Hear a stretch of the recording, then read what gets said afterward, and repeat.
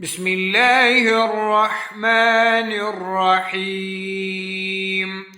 إذا زلزلت الأرض زلزالها وأخرجت الأرض أثقالها وقال الإنسان ما لها يومئذ تحدث أخبارها بأن ربك أوحى لها يومئذ يصدر الناس أشتاتا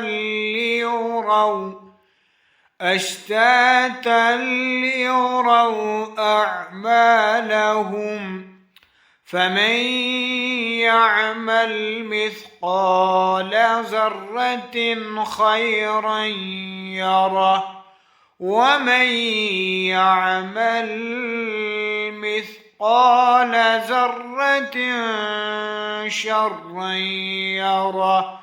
صدق الله العلي العظيم.